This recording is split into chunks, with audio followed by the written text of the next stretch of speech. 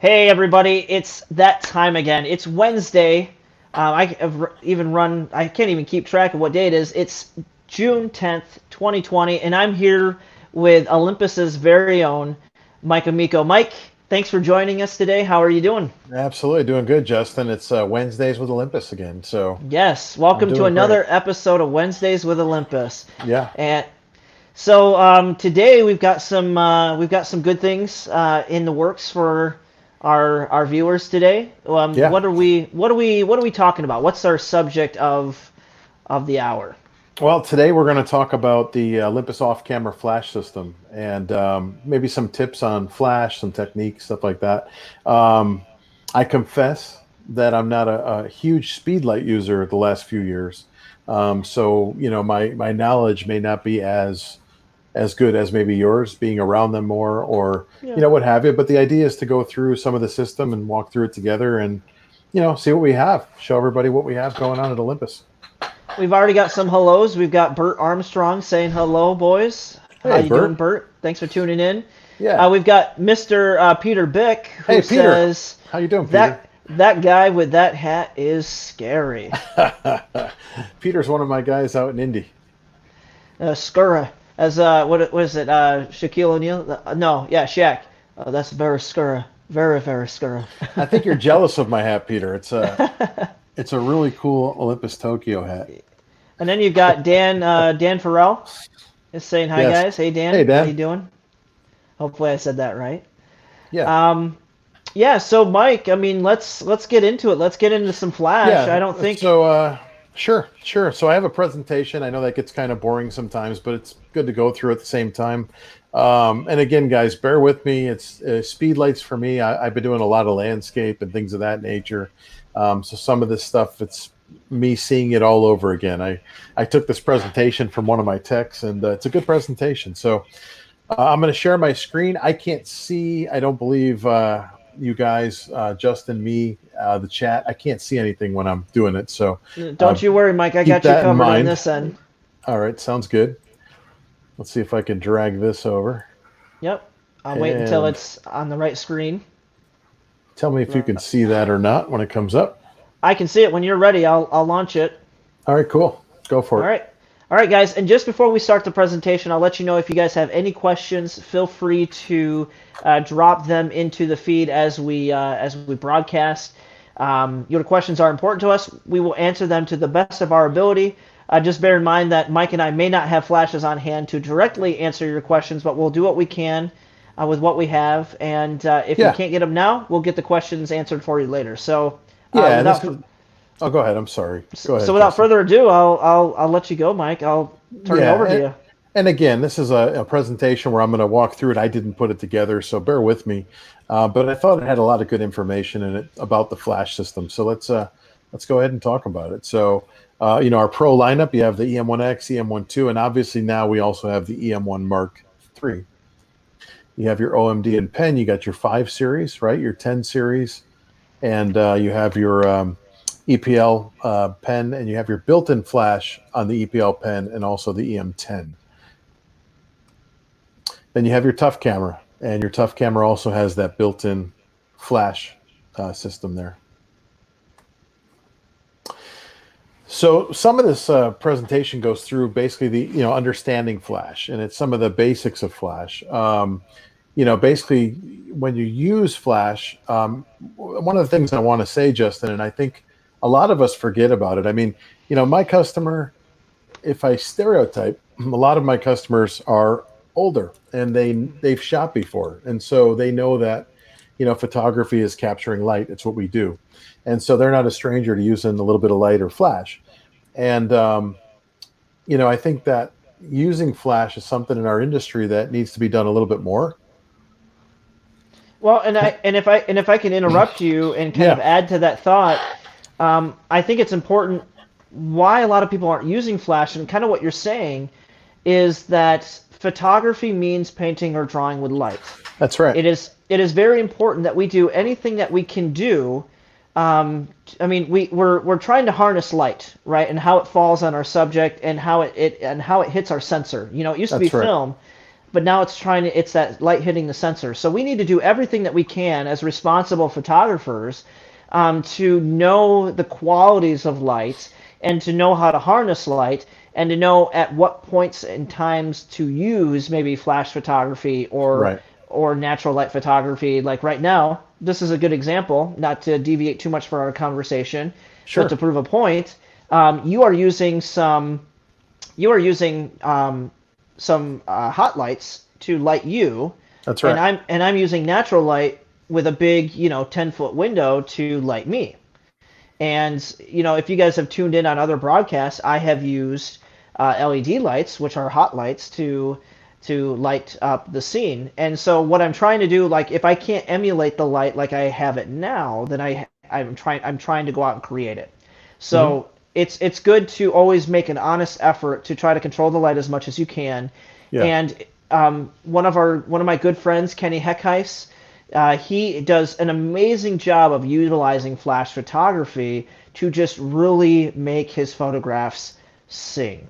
So it's one thing to frame your shot, it's another thing to be able to light your shot. And Bert Armstrong is saying, "What do you mean by hot lights?" Well, so there's two different terms. There's hot lights, there's ambient light, and then there's artificial light. Right. And artificial lights, I should have said artificial lights, Bert. It's really artificial light, not ambient light. Right now I'm utilizing the ambient light. Mike is using artificial light. There are two kinds of artificial light that are going to be hot. Well, three kinds. There's artificial. I mean, there's there's hot, there's cold, and then there's going to be strobe. And hot lights are going to be kind of like your tungsten bulbs, the ones that burn hot. The good old tungsten filaments inside of a bulb. Hmm. Those, because if a light heats up while it's on, it's a hot light. The new age hot lights are going to be cool lights, and those are going to be LEDs. A lot of the Yeah. hot lights That's have what I'm been using replaced. now. Yep, Yep. have been replaced by high powered LEDs, and those are actually that's what I use any other time I do a broadcast. Right. They're constant light. Yep, they're constant lighting. And then you're going to have what we have called stroboscopic lights, which are going to be your speed lights, which what we're talking about today, and your studio strobes. Yep. So with that being said, I'll turn it back over to you, Mike. Yeah, I mean, you hit on some good points. I mean, basically, there is a new wave of shooter too, because you have the ability of going into your higher ISOs now, and that's on 4/3, but more so on some of the larger sensors, the medium format sensors, the large format, the full frame. There's this ability to shoot at these higher ISOs and cleaner, and so a lot of people have kind of shied away in our industry of lighting, and there's so much you can do. There's such, as this says, a way of opening up a new range of creative possibilities. There's so many things you can do when you learn how to control light. And like I said, I'm a little bit rusty at it, but it's so fun to go out and do this stuff. So basically, defining flash, light controlled by the photographer.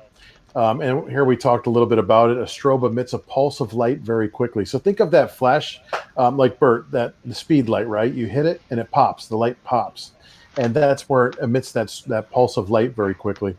And again, you have that pulse of flash, and you have the ambient light or the light around you, the natural light. And so you want to learn how to manage those two exposures, the ambient light and also the flash. And again, like we talked about, Justin, the ambient light is your existing light, whether Mm-hmm. it's daylight or interior constant light, artificial. Um, and then he says a combination of natural and artificial light, which is kind of like what we're talking about in the first Yep. definition there. And that's something that I do when I do my other broadcasts when I'm at the store or I'm at home. I will Yep. typically use a combination of my artificial lighting with the natural lighting because as like if we did broadcasts as you guys recall earlier in April when the sun started to set earlier, I would be left without any light on my face. And so that's where it really comes in handy. Sorry about that, guys. I got somebody printing, so if you hear a printer behind me, that's Yeah, that's what I it hear a is. printer. I was gonna say it's That's all right. putting putting So putting my words into print is what we're that's what I'm doing. doing. I'm making sure everything is here and it's in writing. Yeah. So some of your camera settings for flash, excuse me, your ISO, your aperture, which controls the flash intensity, your metering, your shutter speed, which controls your ambient light, And you can use different shooting modes like aperture priority or manual mode. So there's different ways to utilize it. If you look at the shot here, what he did was he corrected for, or he metered for and set up his shot for that ambient light in the background. So he sort of darkened that background. You got that nice, sky with a little bit of light left in it. And then he popped that flash to hit his daughter, but he popped it so that there wasn't too much light. She's not blown out. There's a nice kind of a balance of, you could tell it's a flash shot, but it's a nice flash shot. So it looks kind of cool. You usually see shots like this, Justin, with like sports stars. Yep. Celebrity stuff like that, where they take them to the beach or they do something where it's, you got like the stadium behind them. It's all kind of darkened out and they're hit with a flash, right? Some And of it's the your Nike ads. Yeah, it's your typical editorial style, and the reason Right. that is again, you're trying to balance that like Mike is saying, you're trying to balance that ambient light in the background. So you're initially taking exposure. So you could kind of do it this way. You could kind of set the exposure for, okay, this is what I want my background to look like X, and you kind of remember that exposure, what your aperture is, what your shutter speed is, what your ISO is. Right. And then remember that when you're working with a flash, you're going to have to integrate this light and kind of marry it to that exposure. And the tricky thing is going to be, as we continue on with this presentation, is that if you can see here, Mike says aperture will control the flash intensity. Yeah. So if you open up your aperture to like 1.4 or 2.8, that means you're letting significant amount of light into the camera, and your aperture controls the intensity of the light. The shutter speed just check out this graphic, Justin. Yep. It kind of talks about it. Yeah, your shutter speed will control how much ambient light is coming in. So that is kind of exposed. Like if we wanted to brighten up that background on the previous photo, and he had a shutter speed maybe of a 60th of a second here, and we wanted more brightness out of the background, we would actually drag the shutter and do that like at a 30th of a second or a 15th of a second while still firing the flash at the same intensity with the same aperture. So that gives you a little more of a graphic there where it shows you the aperture, the shutter speed, and sort of how it gets darker or lighter. Kind of what we were just talking about there. Yep. You also have your exposure control. So you have the ability to change the exposure up or down on the flash. So kind of like when you're changing your exposure on your camera, if you're in like, say, program or aperture priority and you turn that front dial and you can see that histogram go down, it's sort of the same with a flash in a sense, is that you're creating more intensity of the flash or less intensity of the flash. And that's an easy way to control the flash as well, which is shown here. Especially if you are shooting in aperture priority mode, Yep. or because aperture again is controlling the amount of light that's coming into your camera from the flash. So if we know that we want that to maintain at a constant aperture, like maybe f4, so we still get some depth of field, or 2.8, the way that we can control the shutter speed from there, or some of the intensity of the light, is utilizing that exposure control. Right. Yep. So then you have a couple different ways to meter. There's a few different ways, but you have your multi-patter, your center weighted, and your spot metering. And so there's different ways to meter depending on how you want that shot to come out. So if you look at the image of the couple that's silhouetted there, you want to obviously, balance for that background, that foreground. But there's different ways to do it. Like kind of like this cup over here. Do you want a spot meter? Is that a cup? What is that? Do you want a spot meter and then, have the background kind of blown out? There's different ways to do that within the camera. So it's like a spice. It's like a spice mixer or something. Yeah. It's wild. Yeah, that's like, what I'll say. Or guacamole, something like that. I didn't know guacamole in there though. So some of your metering patterns on the Olympus, you got a 324 area electroselective pattern. That's your ESP, which meters everything, right? Then you have your center weighted average metering, which is going to basically average out the scene. You have your spot metering, which is like 2% of the frame, as it says. And then you have spot shadow and spot highlight, which are very specific as to, if you have a really dark shadow area or a really high key type of shooting, you might want to use that high metering or highlight metering. You also have your white balance to consider, so when you use flash, you're basically bursting, it's a shot of daylight, right? So your white balance, you're showing it here. You have auto white balance, you got cloudy, tungsten, fluorescent, and daylight. And you can kind of get an idea of what those different white balances do to your image, right? And the cool thing about these cameras with digital cameras is you can see this. You can go through your white balance and see this live. Tungsten's going to give you that blue kind of cast. Fluorescent is sort of that greenish cast, and you can kind of see this as you're going through. So, you could definitely balance out that light, or if you want to be creative and do something different, you could change that. And your white balance is found in the easily in the super control panel, just above your focus points. You have your white balance. You can change it with your front dial, and then you're set. You can go right through your different white balance settings. So flash synchronization. You have a flash sync speed on your camera. And what that means is that the cameras have a maximum shutter speed that works with the flash. So if you shoot at 250th of a second or under on the EM1 series, the EM5 series, the Pen F, you're going to be fine. You're going to get a shot kind of like this shot here of the glasses, right? On the EM10 series or the EPL pen series, your max sync speed is 1/200th of a second. Now that's the speed that your shutter is going to sync with the flash. And what that means is that if you go over, let's say that 1/250th of a second, you're going to start to see where you have shutter leaves showing up in the frame. So you can see where those glasses just got a little bit darker on the bottom. And if you go a little bit more, they get a little more dark. But you'll start to see where you're losing that flash and you're showing your shutter frame because the camera is not fast enough to sync with that flash like that. So basically above 1/250th, we'll leave the shutter speeds in the frame. If you're using it on camera, it's not going to go any higher than that typically. And we'll get to another way to do that later on in the presentation. And would that be high speed sync? That would be your high speed. To? Yep. Okay. Yep. So right now you're looking at your flash mode in the super control panel, and you're looking at what's called fill-in or forced flash. And that's what you want to be on when you're actually putting your flash on the camera. That allows your camera to be on. And typically when you turn your flash on, when it's on the hot shoe, you should see that light up. And these are your different flash modes that you can use in the Olympus. So you have red eye reduction, which I'll show you an example of that. And basically what red eye does is basically it fires a series of pre-flashes, I believe, and it cuts down the pupil size. It dilates the pupil so that there's less of a chance of red eye. And red eye is just the reflection of the flash, kind of like deer in the headlights, right? It's that flash reflecting off those pupils. You got your flash off. You got your fill-in red eye slow sync flash. You got fill-in slow sync. There's a second curtain slow sync and manual flash. So some of the slow sync gives you some cool features. Typically, I don't use that stuff on the flash, Justin. I don't know if you do, but if you want to talk to that, you can. Or not.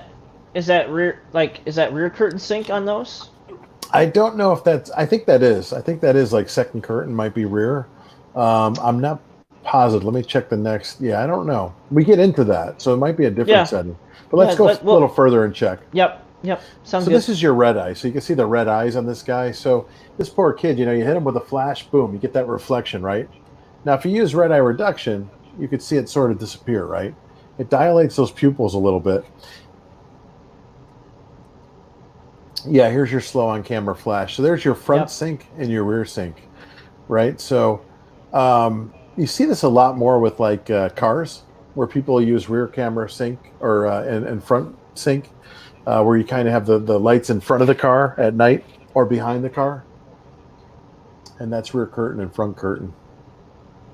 And just to give you guys a little extra credit, there is a little slang term for that. It's called shake and bake. So if you want to shake and bake with your flash, that's when you set your camera to do rear curtain sync. Because what it'll do, with front curtain sync, the flash is firing right away at the beginning of your shot, and then you're dragging the shutter. So if you have a slower shutter speed, any kind of movement that occurs will happen after you've already frozen your subject in place. Now, rear curtain sync is something that I've started to use a lot at weddings, and what a lot of commercial photographers will use for like what Mike is describing, like race cars, or if you ever want to see like an athlete looks like they're running at light speed, is you're taking the shot while they're running, and you're getting that light streak from them moving through the frame, and then the flash fires just before the curtain falls out over the shutter. And so that's what you're seeing is the flash is firing last in rear curtain sync versus firing first in front curtain sync. So two different types of applications. It really is, you have to kind of set it up for flavor and for taste when you're shooting. Yeah. So get creative and have fun. And flash is going to, as you see in this image, it actually stops the action typically, which is kind of cool. And you could do a lot of fun stuff with flash. So definitely you want to get creative. You don't want to get too annoyed with it. I mean, one of the things that you guys have in your favor is that we're digital. You know, you can actually see everything. You can shoot it and you can see it. I went out the other day with a strobe light, the one back here, and you know, I had this strobe light, I'm borrowing it, and it, you know, basically I don't have a meter, so I couldn't meter my shots. I kind of knew what I wanted to get. And so what I did was I just, you know, you take the image, I take my ambient light reading. I know what I want from my ambient light. So then I introduce the flash, I turn it on, and I take a shot maybe at half power, and I see what I got. And then I'm able to back it down or bring it up. And it's kind of a roundabout way of doing it. Typically, you use a light meter and pop it and see where you're at. I didn't have that luxury, so I used the digital to my advantage, you know, being able to play back and see what I have. So you have that ability to do that, which is kind of cool. So again, Justin, this is kind of like what you were talking about at a wedding almost, but a little different. It's a party. But that's kind of like what we were talking about with playing with that sync. So flash exposure compensation, we talked about this in the beginning there, and this is where you can find it in your super control panel. Basically under the flash, you'll see the zeros, and you have your plus and minus, you know, 1, 2, minus 1, 2, but it gives you the ability to quickly change with that front dial your flash compensation to make it, you know, brighter, put more light on the subject, or bring it down. It's kind of an easy way to do that. The inverse square law you might hear about, and that's basically saying that if a subject is twice the distance from the light, it'll receive a quarter of the power. So, you know, as your subject gets further away, obviously you're going to have less power to it, but that's the actual inverse square law. The subject closest to the camera receives a stronger light. Further from the camera, you can run out of flash power. And so here's an example of that. You can see the gentleman up front is getting a lot of flash. Gentleman in the back is not. When you change it up a little bit, you're able to actually balance that source a little bit by using a wider aperture in order to cover both subjects. So as an example, you have f2.8 on the left at 2/50th, and on the right you have f5.6. So by changing that aperture, you're able to throw that light to the back a little more, balance it from the front of the front subject, which is kind of cool.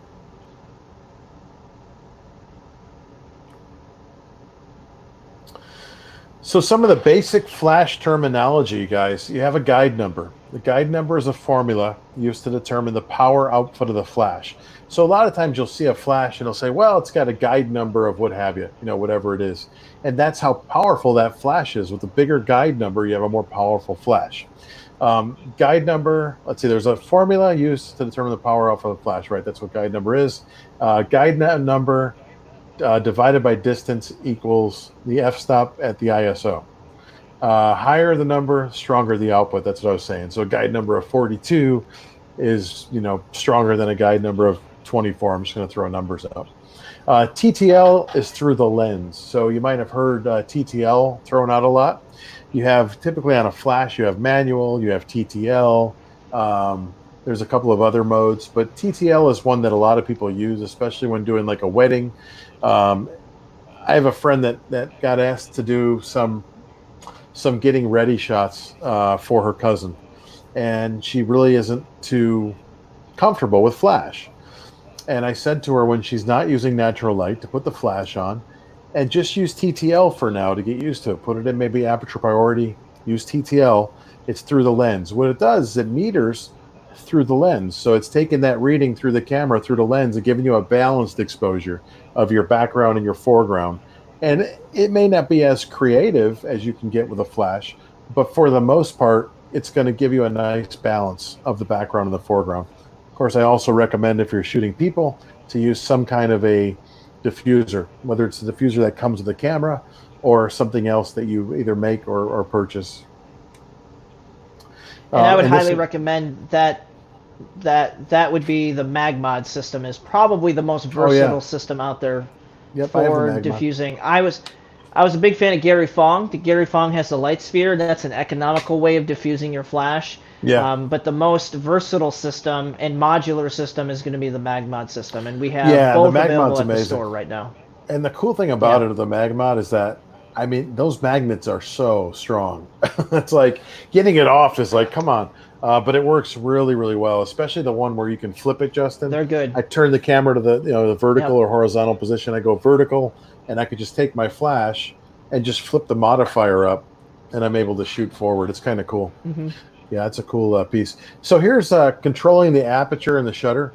ISO 100 f10, 1/80th of a second, 1/180th of a second. So you can see where it cut down. See that sun there, and how he just by using flash, boom, it cuts down and makes it a lot more creative, right?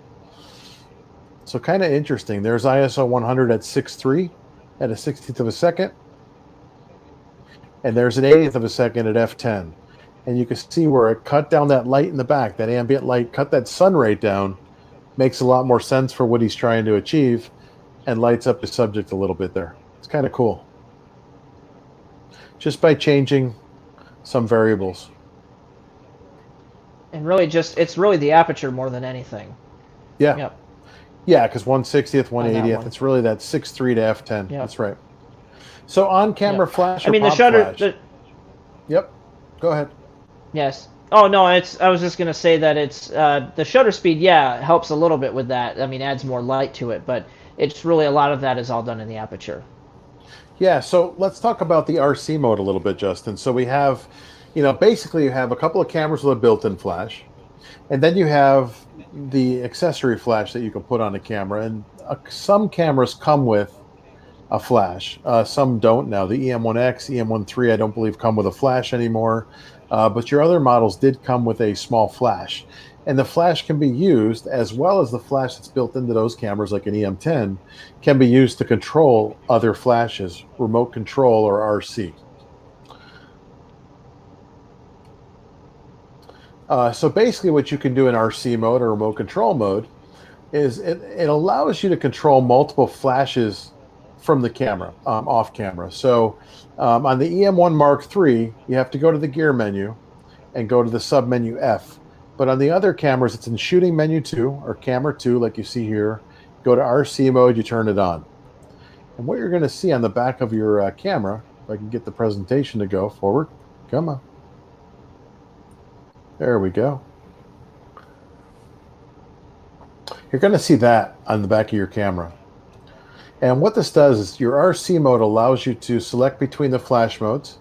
It allows you to increase and decrease the power. And it allows you to assign a group to each of your flash groups. You can assign a channel to each of those groups.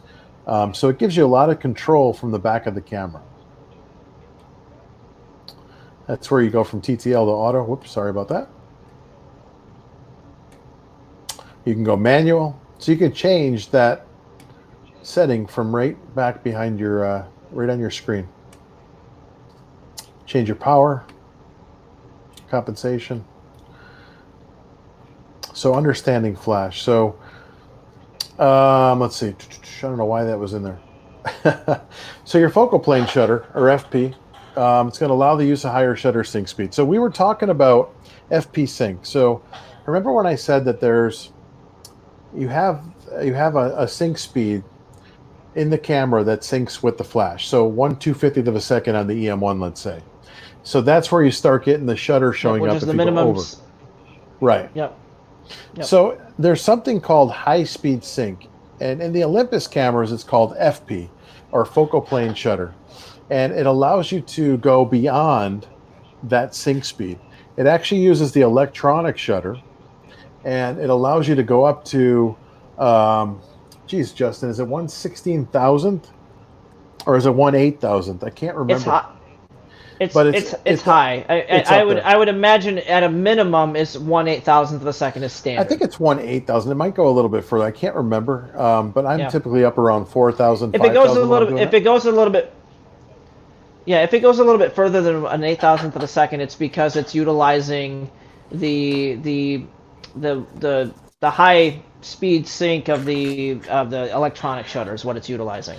Yeah, and I mean, I've done it, and it's one of my favorite ways to use a flash is high speed sync. Picture like a shot. I don't know if he has an example here or not, but if you picture a shot where you have the sun behind your subject, like midday. So you have the sun just bursting behind your subject, just lighting up the hair, right? And you hit it with a high speed sync, you're going to overpower the sun. You can do that. And so you light up all them, you get rid of all the shadows in the front of your subject, but you still have that nice light behind your subject. Um, that would be an example of high speed sync. And really quick, I'm just going to go into my camera here. And That'll to give a interrupt second, Mike, Justin. it Yeah, is what's that? I mean, eight it eight to thousand use of a high second. speed sync. Yeah, yeah, I figured it would be 8,000th of a second. Yeah, Yeah, so high speed sync is one of those things where a lot of the earlier examples that you saw were kind of after sunset when you have more control over your flash and right. because the intensity of the light isn't as strong anymore. But if you're shooting any time between like anything beyond 10 o'clock in the morning to 6 p.m. in the afternoon, that's a high amount of sunlight. That's a high intense amount of light. And the only way to counter that is to have either really strong flashes that you're utilizing, or to use high speed sync because high That's right. speed sync allows you to run at those higher shutter speeds. Because if you're trying to shoot with depth of field like 1/8 at ISO 100, well, your shutter speed might be 1/4000th of a second at wide open, and uh, uh, in order to be able to balance the lights with a flash, you have to have a flash that can be able to output that light at that speed. And Right. that's what high speed sync allows you to do is it basically tells your flash to get into a stroboscopic mode. So what it's doing, it's firing multiple times typically to kind of fill in so that you're catching that light at just the right moment when the shutter trips. Exactly. I'm going to book a little bit, Justin, because I know that there's a lot of slides here, but Yeah, that's cool. it's just basically That's cool, man. showing some of the different things in this mode that you can do that you can adjust on the rear of your camera. And again, I mean, we can go through this for like probably 2 hours. This the different flash settings and all that. But I want to give you guys an idea of what you're going to see in the RC mode, on this. Now, right now it's showing where you can control the intensity of your commander, which is the flash on the camera. Because typically if you have a flash off camera, your commander, which is the flash that's firing off the off camera flash, it's really, even though it's putting out a burst, you're not really going to see that on your subject. But you can actually change the intensity of that flash to where you can use it as a little bit of a fill. Let's see, you have multiple channel selection. And again, this is just showing you the different things that are available, the different settings within the RC mode. Intensity of the commander flash. And that would be like the FL700 and the FL900. You can use both of those as a commander flash. They actually have the same settings as this, I believe, on the back of the camera. Where you can adjust for the flashes that you're firing off. So they become a commander as opposed to using the back of the camera. Kind of cool. So your different power settings there for that flash. And then what you have is, if you go into the gear menu, you have F, which is your flash settings. And you have things like your sync speed, the fastest sync speed, your slowest shutter sync speed. So you can set those limits. You can control your flash compensation on or off, change the white balance automatically when using flash. So you can set these up, off of the default settings to wherever your heart's content with how you use your flash. I typically leave everything in my camera at the default setting because I usually just control everything right there on the camera and the flash. But again, I haven't been using speed lights a lot for the past few years because I've been really focusing more on things like landscape. And so I haven't really had the need, though I'm kind of itching. Every time I do this, I itch to do more with Flash, to be honest. This is showing you, yeah. And what I love about this is that a lot of people will complain about how convoluted the Olympus menu system is, but I like this is new a lot of this is new information even to me, Mike, and I really Yeah. enjoy the fact that I can see, like, I have these different options to be able to set what my maximum sync speed is going to be and what my slowest sync speed is going to be, Yeah. and just the beauty of being able to tailor the system around just exactly how you want to use it. Like, I don't want the flash to fire at anything less than a 30th of a second, Right. or anything greater than, if I want, a 200th of a second. Right. So that really kind of bookends like just where your shutter speed can be, which helps you kind of control the amount of light coming into your camera. So you'll never, you'll always be able to pick your perfect ambient light Right. intensity. And you're, you know, not to, and to touch on that, Justin, I'm going to jump off a little bit off tangent, but it relates. I was on a class today where I had a group of people, and part of the questioning was, it was the M5, and part of the questioning was the menu. You know, it's very difficult, or they're having a hard time. And I think that all the mirrorless cameras, any manufacturer, there's just more in the camera. They're more of a computer than your SLRs were. They're fully digital from the ground up. And I think the Olympus, it really allows you to change so many things. And it's not that you need to change all that, or you even want to, but some people do. But it's there. It's there. And there is some people that will change something that you may not need to.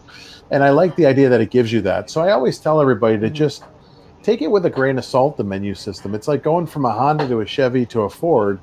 Where's my windshield wipers? You know, I'm not reading the manual. I need to find them. And eventually you find them.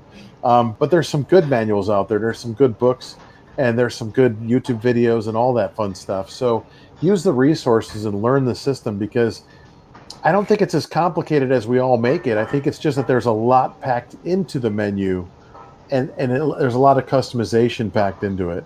And for some people, it's more than they need, and they don't need to use it. But for some, again, you can use it. So this is the Flash system lineup right now, Justin, for the most part, the speed lights. So really you have the FL900, the 700 WR, and the FL600. Now the 900 is weather resistant, and so is the 700. The 600 is not. The guide number we talked about before, guide number is 36 on the 600. You're 42 on the 700, and you're 58 on the 900. So the 900 is the most powerful flash right now in the lineup. It's also super, super professional. I mean, it has stroboscopic, everything. The 700 is kind of cool. The 700 sort of falls into the middle. It's my favorite flash in the system. It's a good price point at like $399 for the regular price. Right now, I think we have a rebate on it where it's going for $299. There's $100 off. The 900 is $579. It's going for $399 right now. I think that what I like about the 700 is that it's kind of a little more compact, but it's pretty powerful. It's weather resistant. And you actually have on the back of the screen, you could use the RC mode for the 900, but I like how you also have that ability to control the other flashes easily from the 700. But you also have everything as radio. So if you have like two FL700s, it's radio as opposed to line of sight. So you don't have to worry about having your flash sort of behind something around a corner or what have you, and it doesn't see the other flash and it doesn't fire. So the 700 is a really, really cool flash. However, there's a way to get around that too. And the way to get around it is we have this new commander and receiver. And you can use this receiver to make your FL900 or your 600 radio. So you can actually use that to do that. And again, you can use the 700 as the commander, or you can buy a commander, which is on the left. And that works with the 700, the 900, where you can actually use that to fire off those flashes. So it is a complete system that we have, and that's also, you know, splash proof, dust proof, freeze proof. You could sit out in the rain and shoot these flashes. And you might say, well, why would I want to do that? But as an example, you can Dynamic photography. It's all Yeah, about creating unique and dynamic photography. And how many people can say they can shoot in the rain and it's get not these even really cool just that. shots of just like I think of a model in the rain. You know, that would Yes, be so much very fun. cool. And not even just that. What about like the other day I went out and I shot some images of my daughter, right? And I'm starting to get some of her senior pictures done.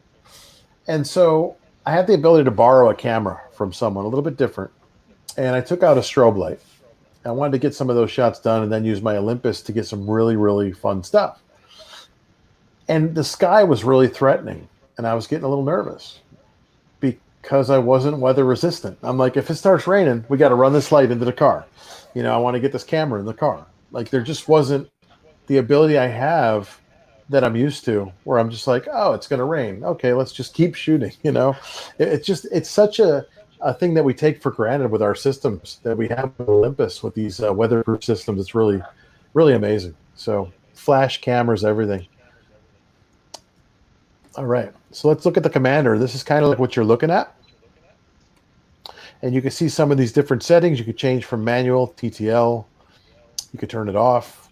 So a lot of different abilities you have on this commander. You could turn on your high-speed sync, change your channel. You could scan the channel to make sure there's something not being used. So very, very cool system on this commander. And then your wireless receiver, which, like I said, you could put the group on there. You could change the channel, and you could fire things off and use it as a radio control. Kind of cool. That's where the settings are changing from the commander there. So pretty neat. So the FL 900, again, slave mode is available. You can use that as a slave. You can use that as a commander. Just going to go through showing some of these different modes. I'm going to blow through some of this, you guys, because I know we're limited on And, time. and the other thing is too, folks, if you guys really enjoy watching this and you want to know more about this is easily something that we can do as a coffee with Olympus, where we can give it a little bit more time. We can get some more examples into it. So if you want to see more of this, again, we're just kind of scraping the surface with this. So if Yeah. you guys want more, request it, and we can set it up as one of our coffee with Olympuses later this year. Yeah, we could do like a portrait shoot, or we can do something like that. I might be able to actually go on location possibly and do something like that, Justin. I just have to have somebody assist me.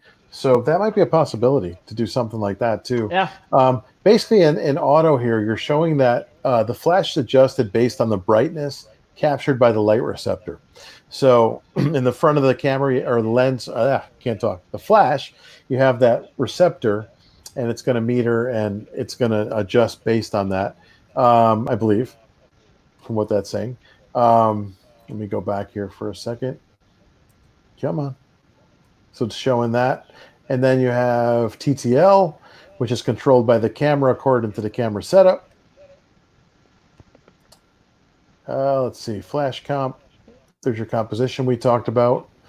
And Which everything is is, plus or minus 5, which is really, really dynamic to have plus or minus 5. Most flashes are plus or minus 2 or plus or minus yeah, 3. So, like you have in the camera, plus or minus 2. Yeah. yep, Yep. And yep. So very nice that you've got plus or minus 5. Yeah, and everything's the OK button. It's kind of like your camera. You have the OK button. That little grip around it is actually like a dial, so you can turn different things to change the plus minus. You have an LED light, so everything is sort of adjustable from that main dial there, which he's showing how he turns it. I see that now. So this is where it shows the selected output, distance displayed based on the output and the camera settings. So you're seeing that guide number, that distance there, how much power you're putting out. So you also have some different cool modes. You got a multi-mode, which fires the flash multiple times. So you might have seen shots like this before. It's like stroboscopic, which is kind of cool. The flash will also fire 10 frames a second. So it will, basically it will recycle pretty quick. It'll keep up with the EM1X or the EM1 Mark II or Mark III, which is actually a very, very cool feature on the camera or on the flash. Sorry about that. so you can express motion with this. I've always done this where you kind of turn your head one side, look at the camera, and then turn your head another way, and you got this cool kind of portrait. But that's always something fun to play with. Also, if you're doing something along the lines of dance, like this as an example, sports, there's different ways to express motion by doing that. Basically it shows you here how to set that up, where you have number of times you're going to have the flash fire. You have the frequency, which is the hertz, and you could do up to 99 flashes for a number of flashes on that. It's pretty intense considering you have a bulb in there and that it can handle that heat, doing that. So there's your different settings there.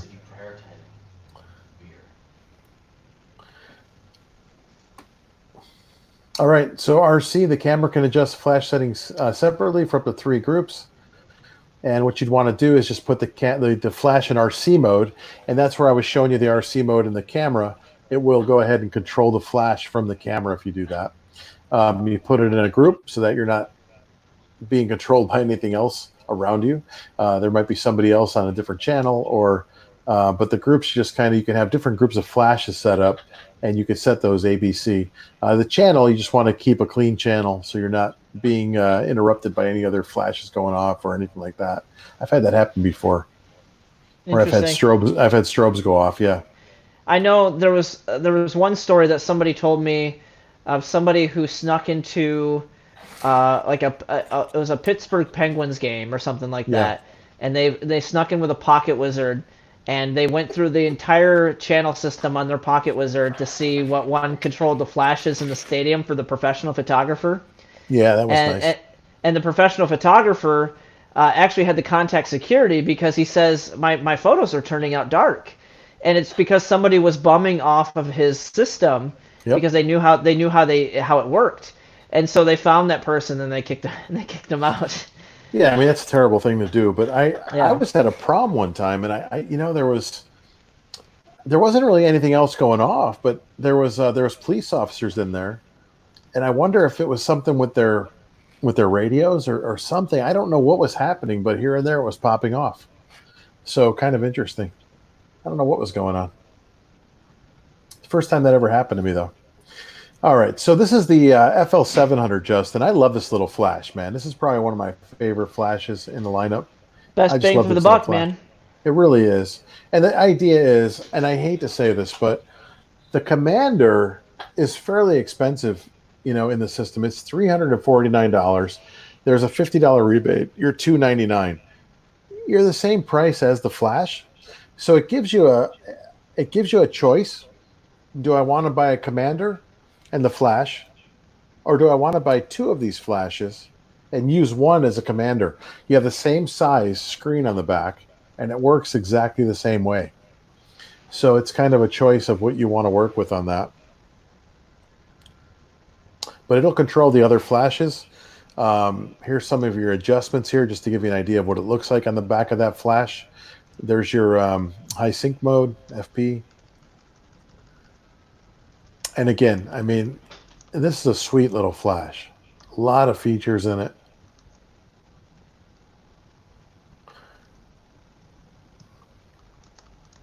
What I want to get to is the RC mode here. So there's a button on this flash, a little different than my other flashes. If you look at the right-hand side, the top button has a little flash and a little almost Wi-Fi signal. And that's how you get to this mode here, which allows you to change the flash to a receiver, a commander, a controller.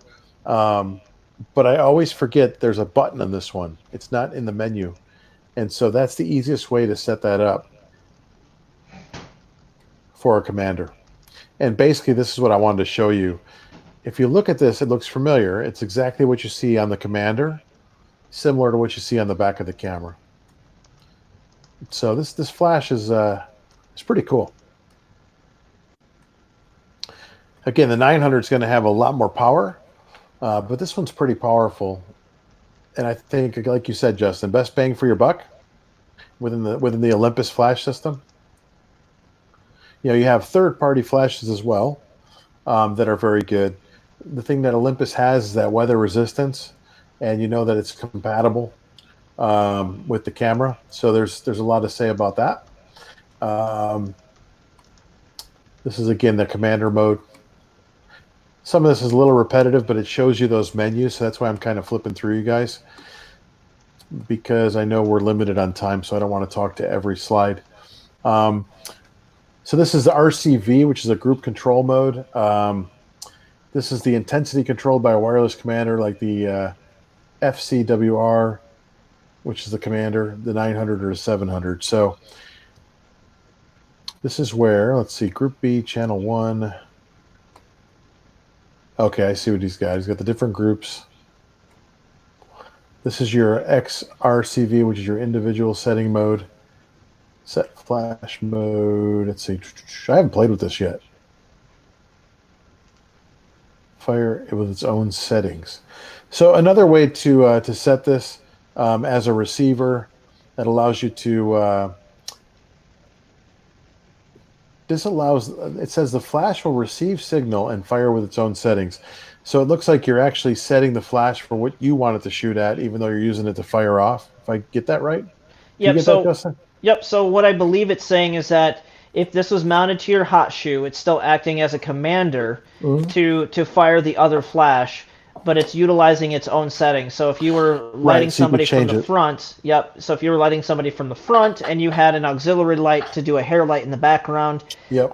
you're able to control both, but it's still going to trigger your other flash That's pretty in cool. in remote control mode, which is really cool That is because really cool. typically when you slave a flash and you have a master, I don't believe you get the control of the No, master. you're kind of like one or the other. It's just it is what it's Yeah. set at. So this kind of gives you that added control of mixing your light a little bit. That's kind of cool. Very cool. Yeah, individual setting mode. That's pretty neat. So again, you guys, I'm kind of learning too as I go. I know the flashes a little bit. I know they do this. It's something I need to learn more. But the way that I learn, even though I work for Olympus, the way that I learn is not by reading the stuff and not by selling it. It's really by shooting it. And so I confess I need to get out and shoot these a little bit more. I've shot the 900 probably more than any of the flashes, but I need to get out more with my 700s and really play. So, and I will do that this summer. So I do want to play more with flash this summer. The 600 is a great flash. It's a flash that I was kind of my go-to before the 700 came out. The 700 is a great step because of that weather resistance and the control you have. But the 600 is a nice little flash to work with in the system. It's a great little starter flash. Um, it's got your basic controls. You can do your high-speed sync with it. So it's not a flash that's not a good flash, and it's not a flash that doesn't have power. It's a great little flash. The 700 and the 900 just kind of stepped it up a little bit and built upon what we already had. So great little flash. Got your RC mode, so the camera can adjust your settings. And you can see it's a little more basic on your menu system on the flash. But again, it's a nice piece, a nice little flash to start out with. So one more thing I want to show you guys in this presentation that I wanted to add. I said don't forget. And it's a little bit different than the speed lights, but not too much different. Is Olympus has this flash, which a lot of times gets sort of hidden. And right now it's actually on rebate. It's $479.99. There's an $80 rebate. You're at $399 until July 5th, I believe. This flash is the Olympus STF8 macro flash. And a lot of times this flash got overshadowed. It came out basically when the EM1-2 came out, I believe. And the flash is amazing. It's actually the world's first weatherproof and dustproof macro flash. So again, you could take this thing out in the rain and shoot macro. And it allows you, as you see in the picture, you could take the flashes off. You can adjust them along a rail system that it has that fits around your lens. It's just an amazing little system. And you can adjust those flashes separately. So if you look at that image, you can kind of see two dials on the back, and that allows you to change the intensity of the two lights. So you can have like a 1-to-2 ratio, or one's a little bit brighter than the other. Different kinds of settings there for your macro shooting. It's a flash that I feel goes a little bit unnoticed in the Olympus system because we really don't talk about it a lot. But if you're a macro shooter, this is a really cool flash setup. We've played with it a little bit in the store, and it's fun, right, Justin? I mean, with focus stacking, all that fun stuff. Oh yeah, Really cool little yeah. flash. So, and that's basically the end of that presentation there. So I'm going to escape out of here and stop sharing so that I can come back on. But yeah, that's basically my presentation. It's again, it's very basic. It kind of jumps through everything, but I wanted to show you guys a little bit of the flash system, a little bit of what it entails and what it has, and we can definitely go through further and focus a little bit more on like maybe shooting portraits with two of the flashes or something like that. Being more You're situational welcome, with it. Peter. Yeah. Yeah. And Carl said this. He said, "Can you fire the off-camera flash without firing the on-camera flash when using the FL700 as a commander?" And Yeah. that would be yes, Yeah. because it's a commander. It's working as a Yeah. radio, and it's not doing a pre-flash or a line-of-sight flash. It's actually Right. it's using it as a wireless commander. You can set it up to shoot and use it Yep. as a flash also, or you can just leave it as a commander. And you may see like a pre-flash come out, but if it's set up as just a commander, it's not gonna affect Yeah. your picture. It's Yeah. not interfering with the photo. Yeah. Yeah. Yep. Yeah, it's pretty interesting. But that's a fun flash system. I mean, taking flash off of your camera and being able to work with it, even working, no problem, Peter. Thanks for joining. I appreciate it. Even working with flash, even one flash off camera, even if it's constant light like the LED I have here. This LED I have, you can put a battery in it, one of the Sony batteries, and you can take it with you. So we're getting more and more into this portable lighting that's constant with video, coming more in the industry, more and more. Not that it hasn't been here, but it's getting more and more as part of it. The flashes are getting better and better. The strobes, I mean, you have unplugged strobes at Justin's store, right? The ProMaster that you can. That's what I'm using now. It's what this is, and you can, basically use a battery and plug this thing in. There's no cables, and so I can take this out and do some shooting. And oh, by the way, it's my shower curtain because I have a softbox, but I thought the wind would take it down, so I made my own diffuser for the reflector. But at any rate, so the idea that you could take light off the camera and get creative with digital cameras, it's so much easier than it seems because you can see, like, what you see is what you get. And that's something I didn't have when I was learning Flash 20 years ago. It was film. We had to, shape it in the studio, meter everything, take the shot, wait for our film, or use a Polaroid, actually, is what we used to use, and look at the Polaroid, and it's an about. With the digital cameras, you can see this and you can adjust and shoot and play back instantaneously, just about. So you guys have the ability to get really creative with these flashes. And thanks, Bert. Have a good one there. Thanks for coming again. Yeah, he's off to a Zoom meeting, but he wanted to say thank you and be well. So we appreciate you tuning in.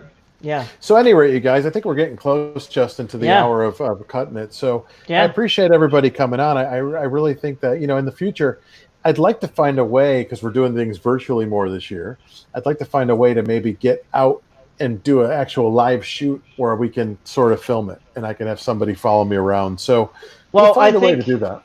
I think what'll end up happening, Mike, is you'll end up having to record it beforehand and having to slip in the video. You can do that too, yeah. Yep. Yeah. Of doing it until we can actually go live with it, like we have a solid live stream. But shooting it beforehand isn't going to be too bad, because it'll be nice to be able to kind of shoot it, like Kenny's been able to do it. Kenny's been able to do it with some of his sample videos. He's been able to kind of take he'll do a shoot, and you'll have someone recording, and they'll have the little shot, like the sound effect with the little flash, and then like you'll see the shot kind of panning in and showing you what you got out of it. I don't know if I'll get that intense, but that works. I've seen it. It works really well.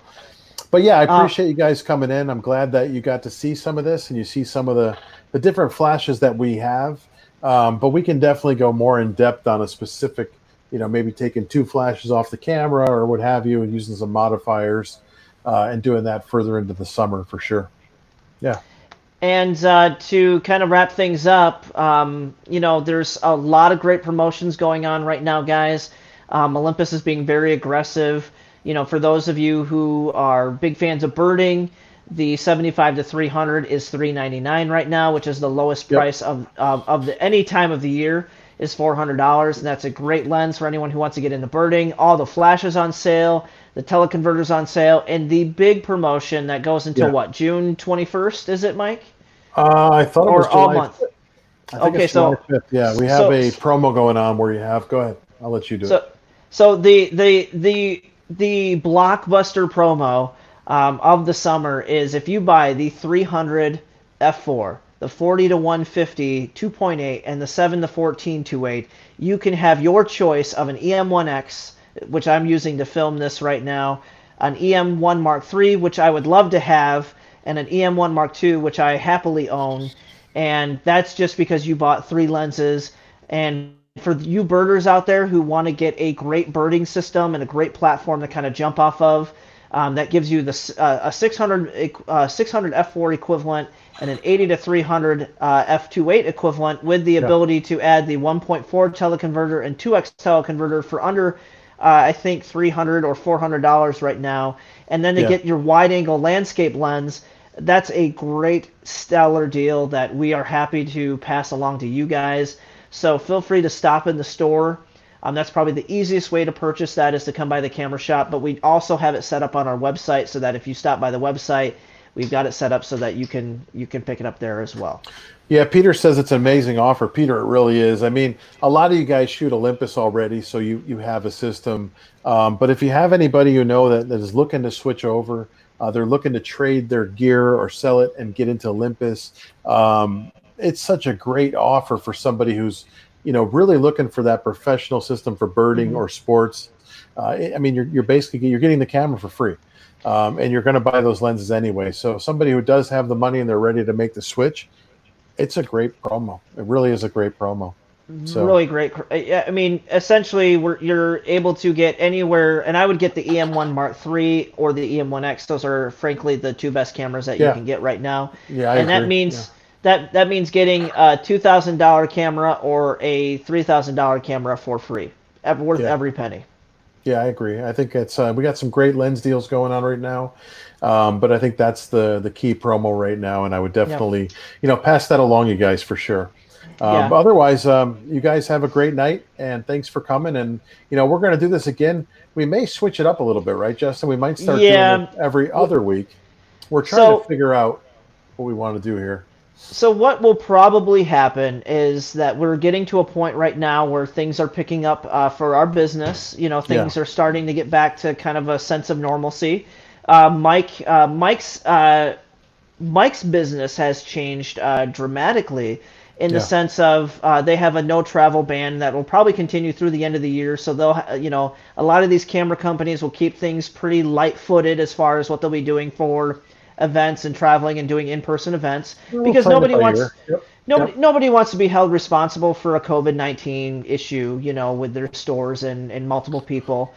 And so a lot of things will be happening virtually. So Mike has to schedule a lot of his events virtually with all of his dealers, which is becoming more demanding. We're getting back to our normal flow of things at the store, which means that people coming into the store are going to take precedence over kind of doing these videos. So we'll be scheduling things maybe once a month, where we were kind of doing things once a week. Yeah, once a But month or every other week. We haven't really totally figured it out. The yeah, other half of that, Justin, is that it gives me and Justin a little more time to prepare. yes, Like if we want to do like maybe a live shoot where I show how to do portrait, it's something that gives me time to prepare that for you guys. So we're not just coming on every week and trying to come up with with a subject and then yeah. kind of not throwing it together, but we're working all week and then we come on and we do our subject. We want to give you guys a little better content that is a little more useful. And so we're thinking if we just spread it a little bit, it might give us that ability to do that. So it Well, could be once a month or it might be every other week. We just have to nail that down. So we're working on that now. and that Yeah. doesn't mean that we're going to have. I mean, we're still going to have a virtual coffee with Olympus at least once a month. Oh yeah. That also allows us the opportunity to bring in the possibility of having an ambassador or a visionary once a month, which is actually a Yep. really nice thing. It's really cool for Mike and I to do this and to talk about this, but it's always great to have somebody who's utilizing the system professionally come in Yeah. and really explain their forte and And deliver a new point of view to us. right. And that's where it breaks down to we're looking at we're looking at quality over quantity, and that's what we're trying to Yeah. do One is of we're the things trying to. I'm going to do is I'd like to bring some people on here. So I have some of my techs. I'd like Yep. to bring one of my techs on. There's a lot of things we're working on. So stick with us, you guys. That's the key. I guess that's what we're trying to say. And bear with Well, us. But yeah, because it's gonna get better. That's the thing it's is going to get better. Yeah, we might as be we doing go. it less. We might be doing it less, but the quality of the content is going to be Yeah. greater for you And guys. and you're going to have more offerings from Yep. Olympus through the camera shop, not just this. So that's what we're trying to say. Also, Justin, let's talk about really quick before we go. Yes. The Yes. next thing coming up is next Friday, Okay. Yes. We which is the can't forget 19th. about this. Yeah, Yes. the Yep. 19th, 4 o'clock to 5 o'clock. We're going to So be doing a WebEx.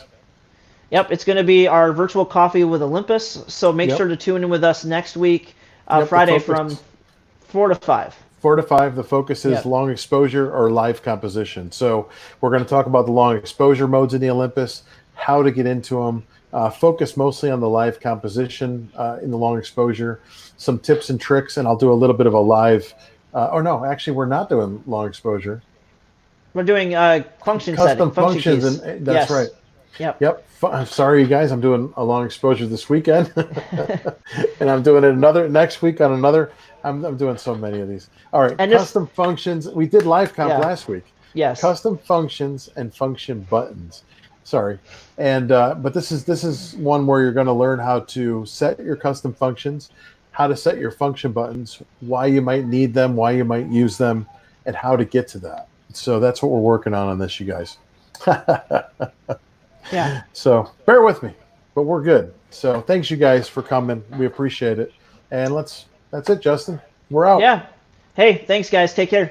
All right. Thanks, guys. See ya.